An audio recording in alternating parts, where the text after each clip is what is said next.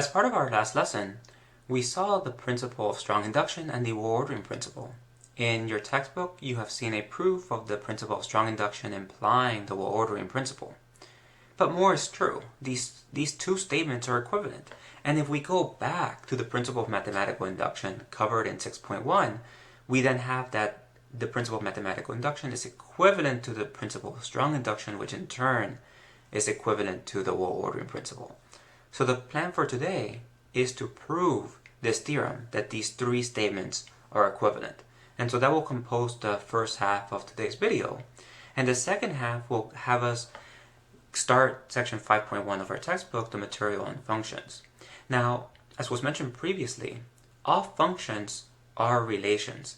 The only difference is that we are going to impose that our relations for every input to the first ordered pair in the for an element inside the relation, that there is exactly one output. So if you have, say, something like 2, 4, then 2, 4 will be the only occurrence that has a 2 in the first entry for that ordered pair.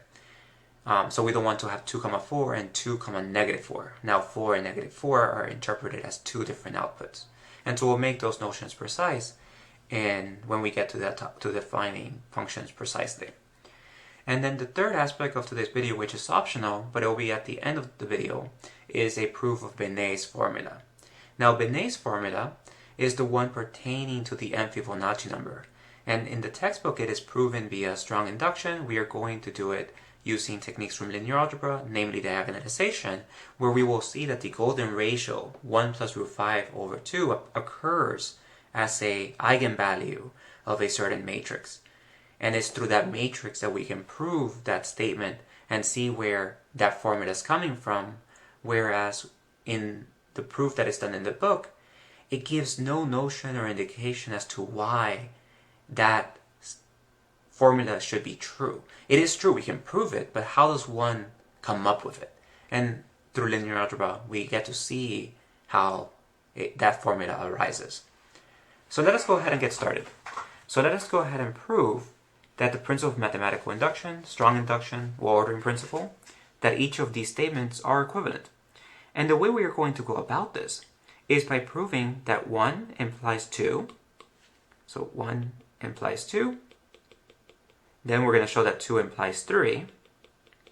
And finally, we're going to show that 3 implies 1. And in doing so, we show that each of these statements is equivalent. Because now we have 1 implies 2. But then if we go and chase the arrows around, we have 2 implies 3 and 2 implies 1. So 2 implies 1. And so therefore 1 if and only if 2. And similarly, 1 implies 3 coming from here to here. And 3 implies 1, which gives us the biconditional, so 1 if and only if 3. And so if we show this, we show that each of these three statements are equivalent. So let's go ahead and get started. So prove. So I'm going to go ahead and put here 1 implies 2 to emphasize that we are doing this portion first. And so we're going to assume the principle of mathematical induction. Now, what we want to do is show that the principle of strong induction holds. So we are going to assume that we have some statement S of n for each natural number n greater than or equal to some n naught that is a positive integer. And we are going to show that if we assume that the base case and the inductive step hold, then via the principle of mathematical induction, we can conclude that that statement holds true for each n greater than or equal to n naught. So here's how we go about this. So let S of n, so actually let me break that. Let n naught be a positive integer. And so I'm just going to write the assumptions for the principle of strong induction. And suppose S of n is a statement for each n greater than or equal to n naught. And assume further that S of n naught is true, and for each natural number k, or positive integer k, since n naught is a positive integer,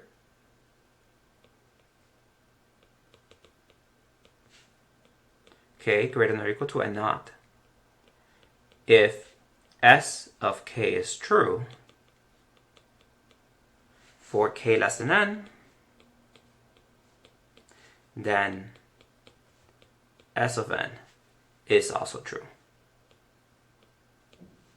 So all we are doing here is just writing the assumptions of the principle of strong induction, and now we need to show that the consequent is true, so the then statement. But all that we are assuming is that the principle of mathematical induction holds. So we need a statement that does not rely on this here holding true for each k less than n in the inductive step, but simply that if p of k is true, then p of k plus 1 is true.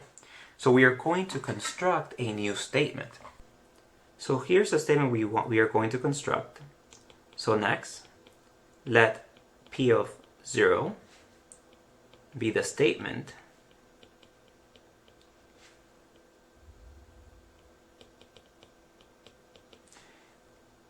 S of n naught.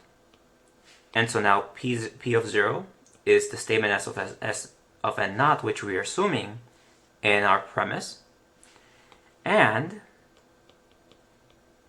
let p of n, for n a positive integer,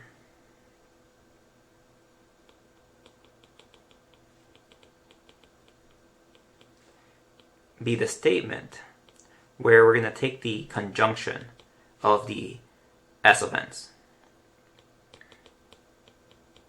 And so p of n is going to be the statement where we take S of n naught, conjunction S of n naught plus 1, and then we do S of n naught plus 2, and then we're going to continue in this manner all the way until we get to S of n naught plus n. The reason for having n naught plus n is that while I defined p of 0 to be the statement S of n naught, we could have defined p of n more generally as this conjunction for any natural number n. Because if we take n to be equal to 0, so we have p of 0, by definition of p of n, this will just simply be S of n naught plus 0, which is n naught. So we just get back S of n naught. So now we're going to do induction on the statement p of n. So we proceed. We now proceed by the principle of mathematical induction. So we proceed by induction on n and show that p of n is true for all n in the natural numbers.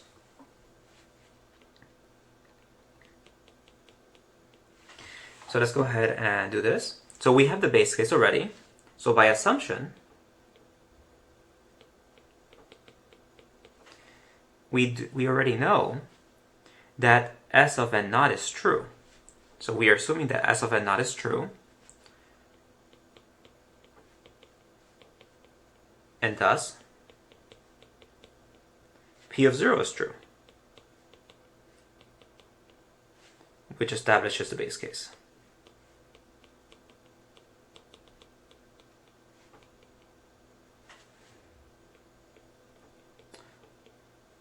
So let's do the inductive step. So we need to show that if p of k is true, then p of k of plus 1 is also true for each natural number k. So next, let k be a natural number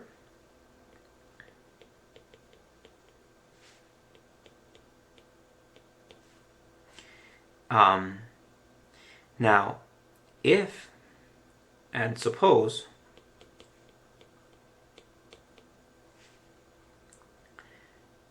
P of k is true. Well, P of k is the conjunction S of n naught, with S of n naught plus 1, all the way to the statement S of n naught plus k. And if we go back to our assumptions, we have that if S of k is true for k less than n, then S of n is also true. And so here's how we're going to use this. So we have suppose P of k is true. So by definition,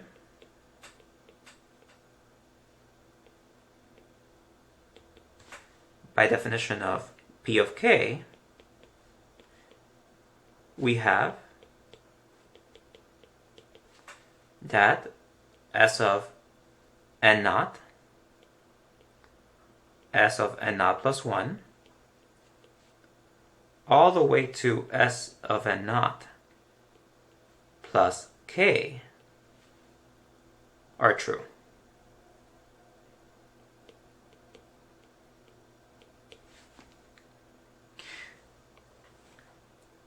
And now we have this inequality here, that this is true for k. In our case, the symbols are switched, so we have that this is true for all n less than or equal to k, and therefore k plus 1 must be true. By our assumptions,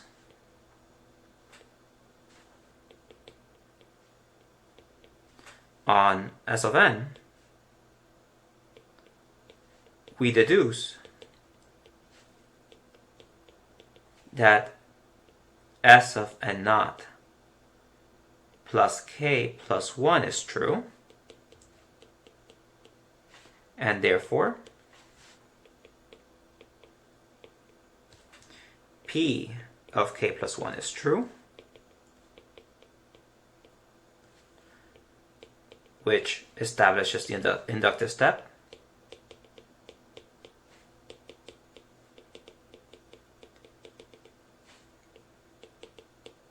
And just to recap, what we have done is by defining P of n as a conjunction, and assuming that P of k is true, it being a conjunction forces each of the corresponding statements to be true. And therefore, we get from our assumptions of the premises of the principle of strong induction that if each of these statements are true, then the next statement is also true. And so this is how we get the S of n naught plus k plus 1. But this by definition is P of k plus 1, so we have that this is true. But we are assuming the principle of mathematical induction, so we have now gotten the inductive step. So therefore, P of n is true for each natural number n. So consequently,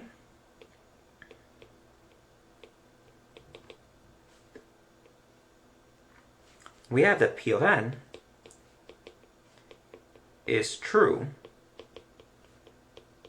for each natural number n, and thus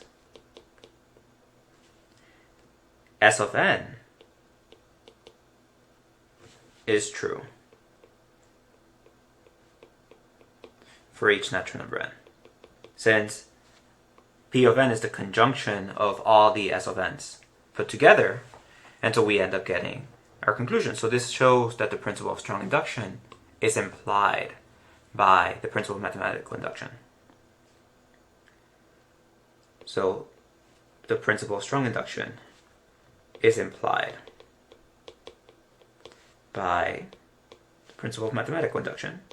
And so that takes care of 1 implies 2. So now let's go over 2 implies 3. This is done in the text. I'm just going to go through this one quickly. So now we are going to assume the principle of strong induction. We want to show that the ordering principle then holds, that is, for every non-empty subset of the naturals, there is a least element. So we're assuming the principle of strong induction, and we're choosing a subset A of the naturals that is non-empty. We want to show that this has a least element. So we're going to go about this by contradiction. So towards a contradiction, suppose that A does not have a least element.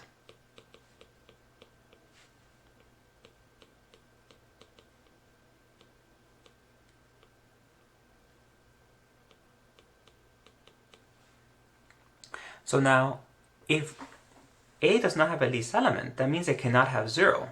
Because if it had 0, then it would have a least element. So in particular,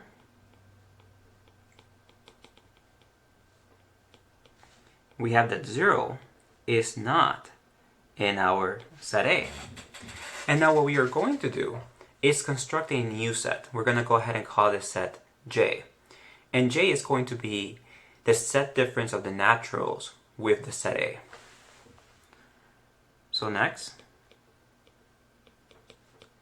let J be the set where we have the naturals and then we do the set difference with A. And so in terms of the set theoretic definition, these are those natural numbers x such that x is not in A.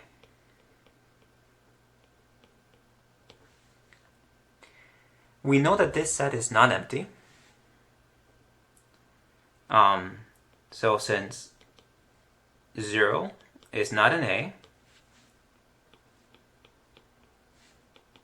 we have that 0 is in our set J. So now what we are going to do is define a statement based on the set J. And so specifically we're going to let S of k, so now let S of k be the statement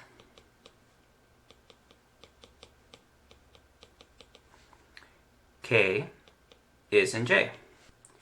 And what we are going to do is show that S of k is true for every natural number k. So we claim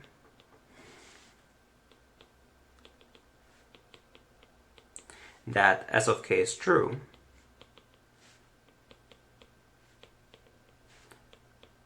for each k in the natural numbers. So we proceed by strong induction.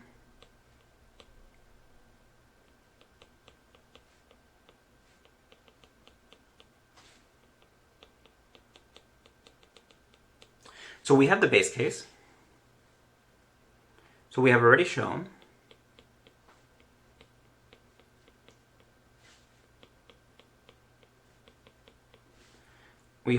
the base case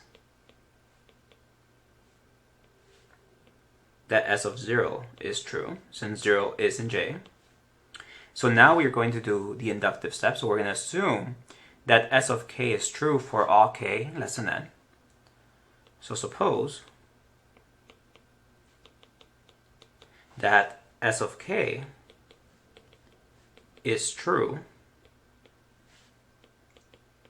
for all k less than n. But what does this mean? So what does this assumption mean? If we trace things, then if S of k is true for all k less than n, then we have that 0, 1, 2, all the way to k are in J. And now we want to show that S of k plus 1 is true. Consequently,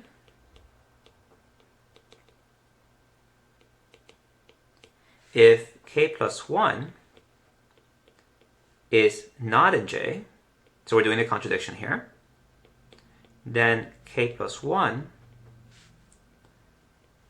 is in A, and it's least element.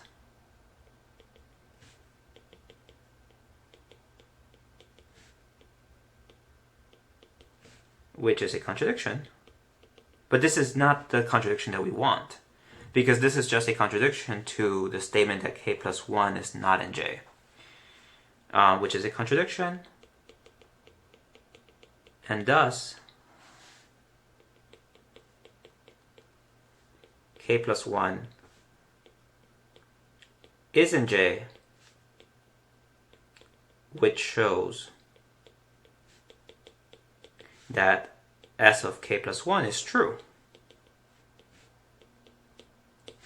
But if S of k plus 1 is true, now we have established the inductive step, and now strong induction comes in and tells us that S of n is true for every natural number n. So we conclude through the principle of strong induction that S of n is true for all natural numbers n.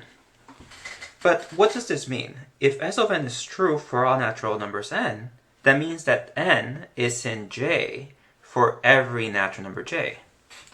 So in particular, we end up getting that j is equal to the natural numbers. And thus, and therefore, when we go back to our set, the way that we define j, we end up getting that A is empty.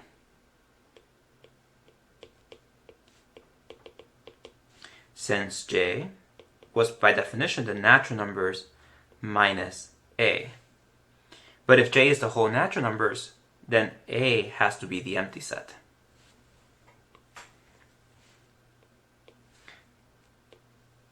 But now this is our desired contradiction, since we have that A is not empty, which is our desired contradiction.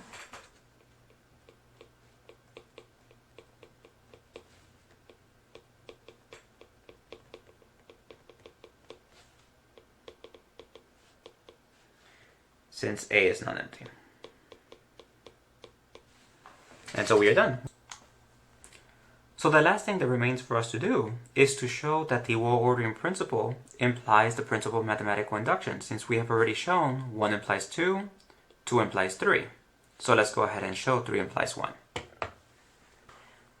So now we are going to show that the well-ordering principle implies the principle of mathematical induction. So we are going to assume the well-ordering principle. Every non-empty subset of the naturals has a least element. We're going to assume the premise of the principle of mathematical induction. So we have the base case and the inductive step for some statement P of n. So we have a statement P of n for each natural number n such that P of 0 is true. And for each natural number k, if P of k is true, so is P of k plus 1. Something to note here quickly is that in my statement for the principle of mathematical induction, I have a P of 1. This here should be P of 0. Since these are taken from a number theory lecture notes where the natural numbers don't include 0. So this was starting at 1. But does not change the statement. So let us continue. So how do we go about using the well-ordering principle to show this? Well, there will be 2 steps. We're going to construct one set, and then we're going to construct another set by taking its set difference. So here's how.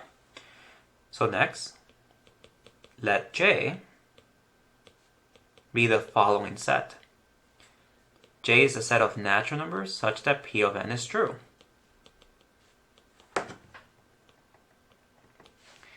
So now we claim, so it suffices to show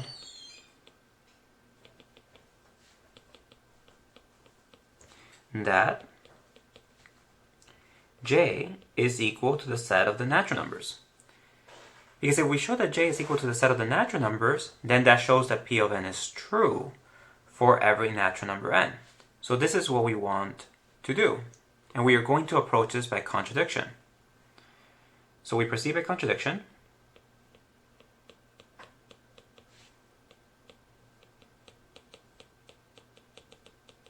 And assume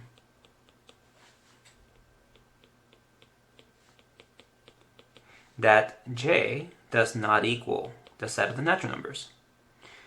Then, the set A, defined as the set difference of the naturals with J, is non-empty. And by the well-ordering principle,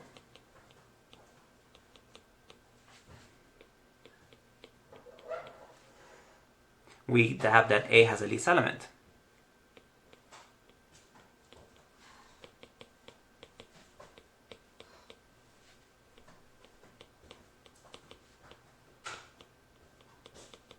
And let us go ahead and call the least element L. Okay, so let us do some investigations. What do we know about L and L minus 1? So observe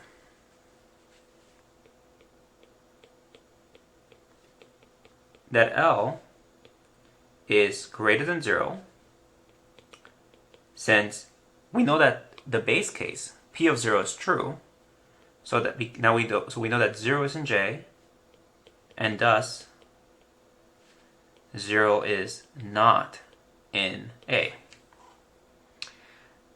And since it's a positive integer, we can then subtract it. Moreover, so L minus 1 is a natural number, and L minus 1 is not in A, since L is the least element of A.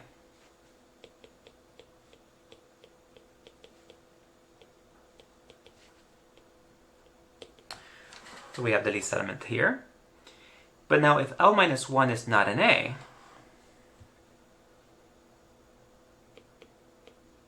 but L minus 1 not in A implies,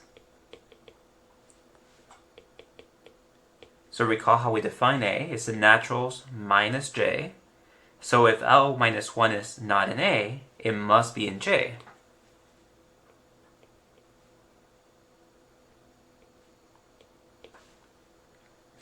Consequently, we have that P of L minus 1 is a true statement.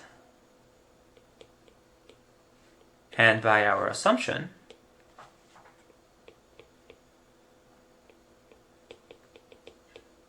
we have that P of L is true. Because we are assuming the assumptions of the principle of mathematical induction. And so, as our premise, we have that if P of K is true, then P of K plus 1 is true. Since P of L minus 1 is true, we get that P of L must be true from that premise. But if P of L is true, that means that L is in J. Therefore, L is in J, and thus L is not in A, which is our desired contradiction.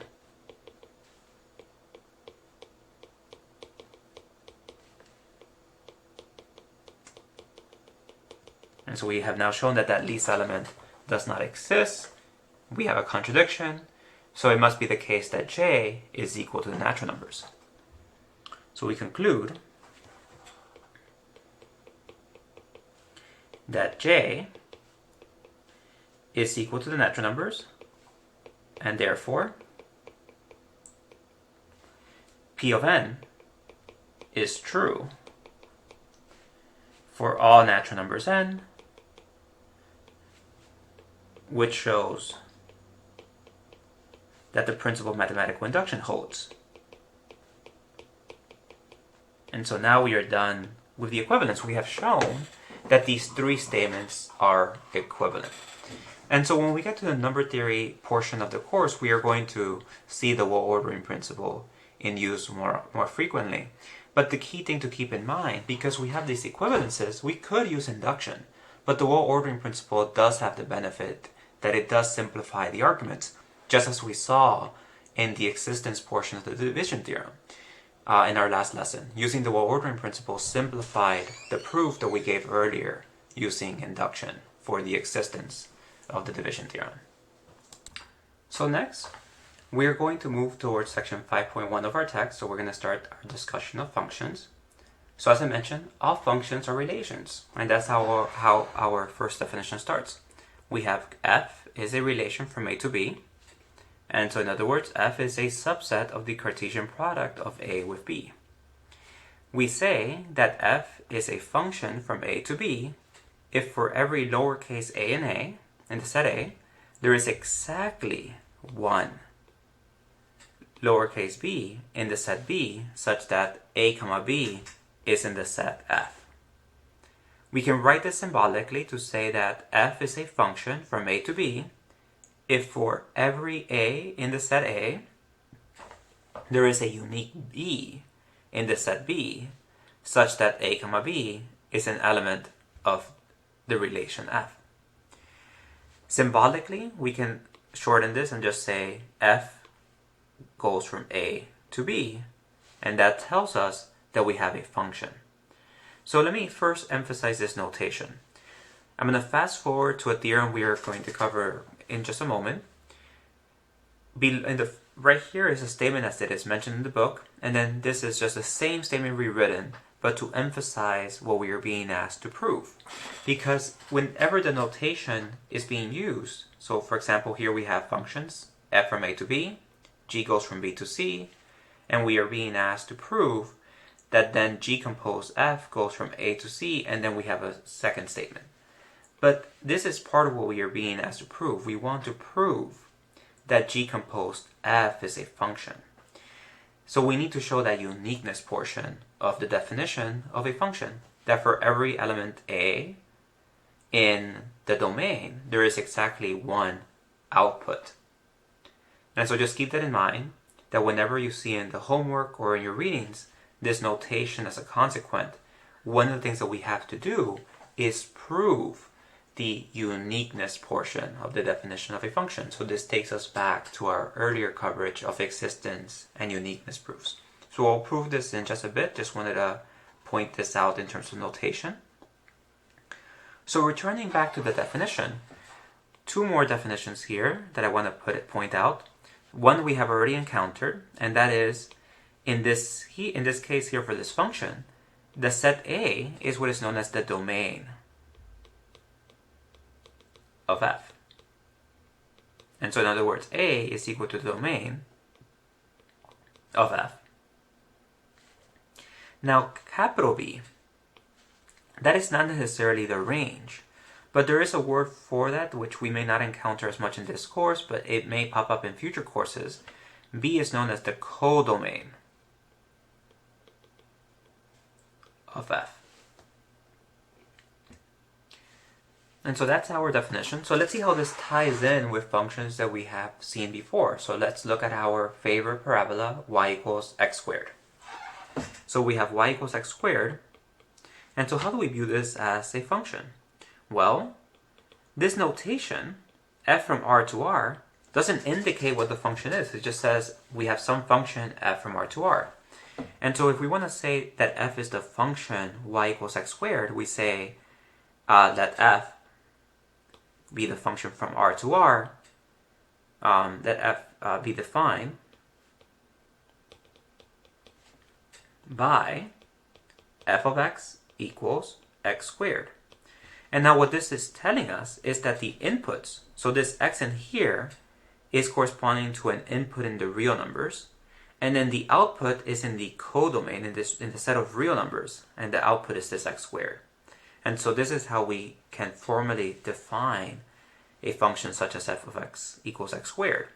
But here's the caveat. We have its definition, but it is a set. And so f is given by the following. The set of ordered pairs x comma x squared and the Cartesian product of the real numbers with itself as x ranges over the real numbers. And so that's the definition of f. Or we could also write x comma y in R2 such that x is in R and y is equal to x squared. And so various ways of writing this, but the main thing is this is just the parabola that we are used to. But now this raises a question that in calculus and algebra we tend to use the word function, but we never implicitly isolate the domain unless we are asked. So in dealing with the set theoretic definition, we do need to be careful when we approach this. For example, what if we consider the function g of x equals 1 over x? If we try to write it down as a set, we are going to run into trouble if we just simply say g goes from the real numbers to the real numbers defined by g of x equals 1 over x. Because this is telling us that g is the set, and just, again, this is wrong. So just pointing this out. If we were to go ahead and write this as x comma 1 over x, and Cartesian product of the real numbers with itself, x is in R. When we come back to the definition, we see that this is not true. Because, according to the definition, we need for every element in the domain, there must be a unique output. But if we look at, say, x equals to 0, we are in trouble. Because at x equals to 0, the output is 1 over 0 undefined. So not defined at 0. So g is not a function.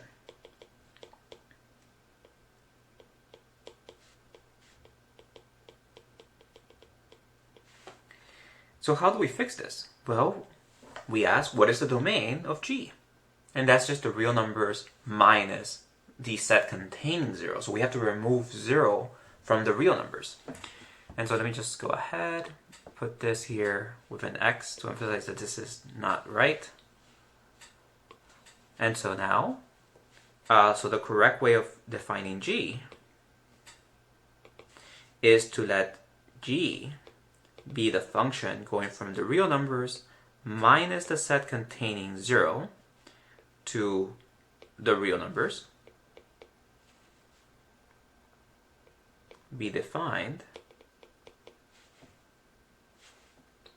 by g of x equals 1 over x.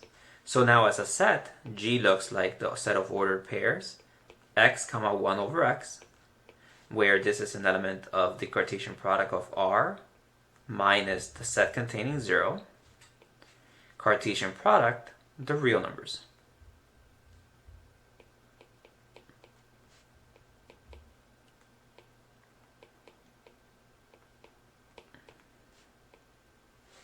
And so now we have our set theoretic definition. And so just something to keep in mind when thinking back to the functions that we are used to. In calculus, in algebra, we considered functions that were not defined as certain values, like square root of x. Square root of x, we know its domain is the non-negative real numbers. But when we write it as a set, we need to emphasize that in writing in this notation, that we want to make sure that we do have the domain. So let us consider our first theorem for today. So we're going to prove that if f and g are functions from a to b, and if for every single element a in the set A, f of a equals g of a, then f equals g. Now for the scratch work, we have to keep in mind that as we prove this, we are doing it set theoretically. So f is a subset of a Cartesian product B, and g is a subset of a Cartesian product B. So to show that f equals g, we need to show that f is a subset of g, and g is a subset of f. And so that's just something to think about, because it goes different to how we think about functions in the past. We up to this point in our math education, we think about functions through their graphs, not as sets. But if we want to prove that they are equal, we actually have to go through the definition and then do an element chase as we have done before. So let's go ahead and see how to do this. So if we want to show, so the goal is to prove that f is a subset of g. If we wanted to do this, then we want to take some ordered pair a comma b in f. Well, what do we know? If a comma b is in f, then by assumption we have that f of a equals g of a. So by assumption,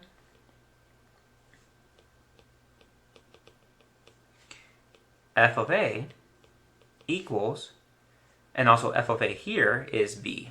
So b, which is equal to f of a, is equal to g of a, which then tells us that a comma b is in G. And thus, a comma b is in G. And we got that direction. So now that tells us that f is in fact a subset of G. And then similarly, we do the reverse direction, we will get the same argument will hold. So let's formally write this up. So we have proof. So suppose f and g are functions.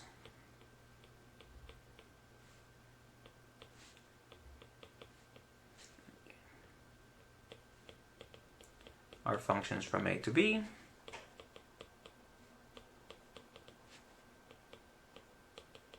With the property that f of a equals g of a for each a and a. So now we're going to go about showing the double set inclusion. So we show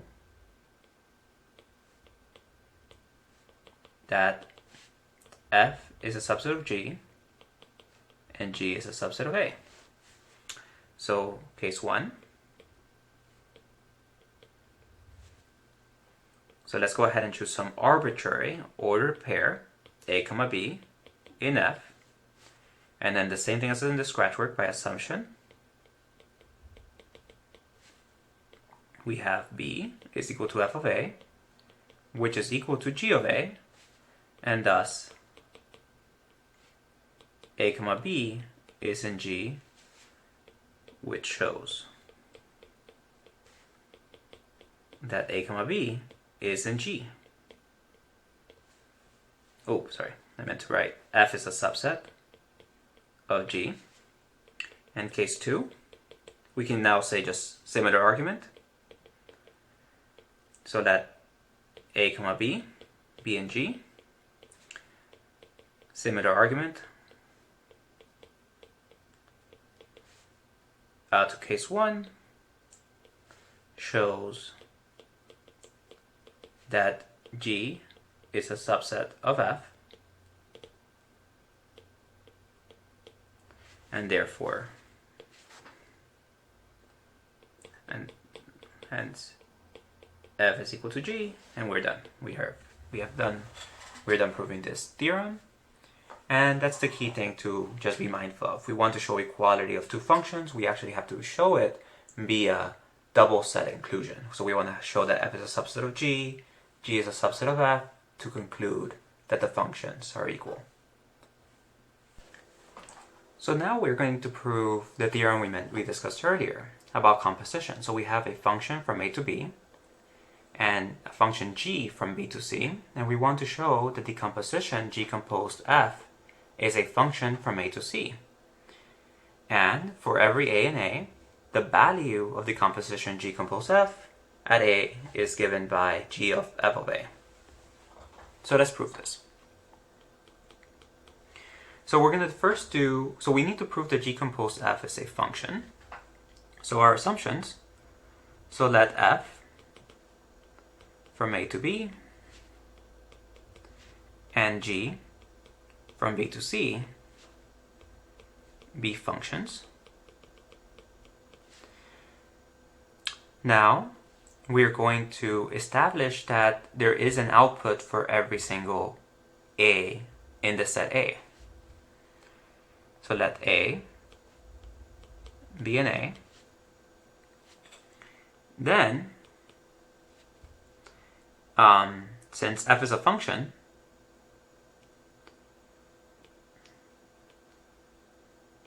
then there is a unique b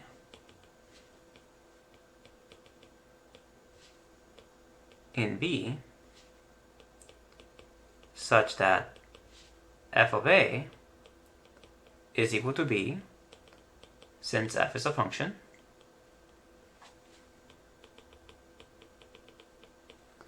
Similarly,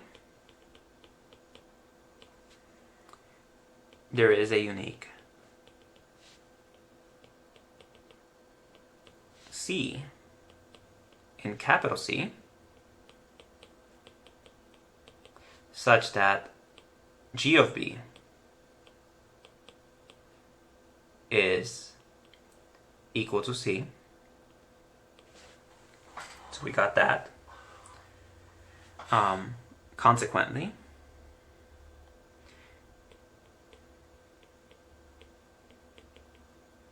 we end up getting that A comma C is in fact in the composition of G compose F, because by definition, we know that G and F are functions, so they're relations. And by the definition of relations, this is a set of all x comma z in the Cartesian product of A with C, such that there is some y in B, such that x comma y is in F and y comma z is in G. And so we have that, what we have above tells us that there is, for every single element A in A, there is an output C. Now we want to show that that is the unique value. So this only shows the existence of an output. So we now claim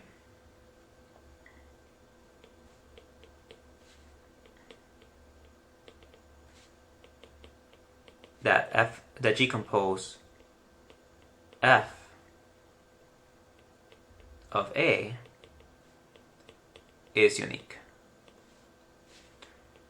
So to this end, what we are going to do is choose two values with the same input A. So we're going to let A comma C1. So we have A comma C1 be in G compose F. And we want to show that this C1 is equal to the C that we have over here. And that will show the uniqueness. Okay, so by definition of composition, so then there is a B1 in B such that A comma B1 is in F and B1 comma C1 is in G. Since A is a function, since F is a function,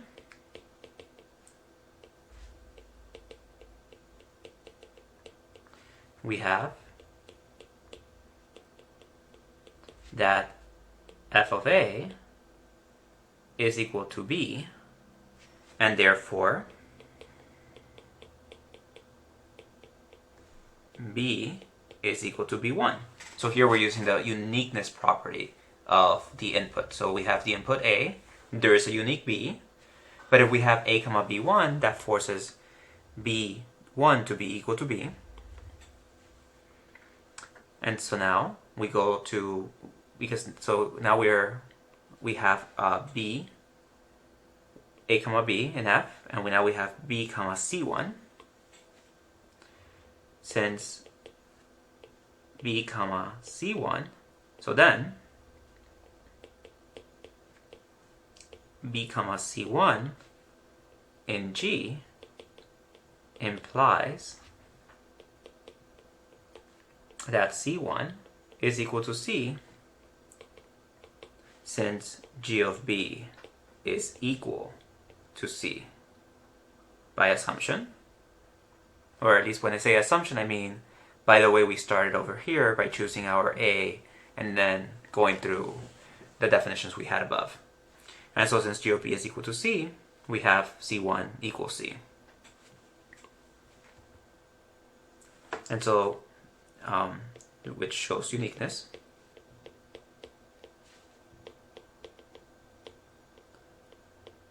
And thus, G compose F is a function.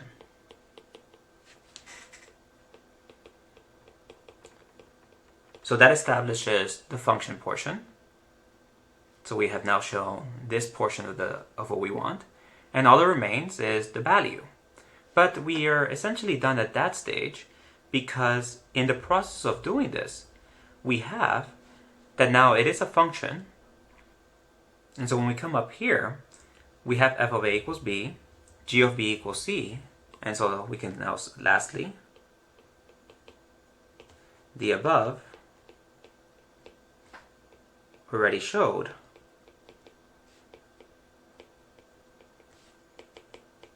that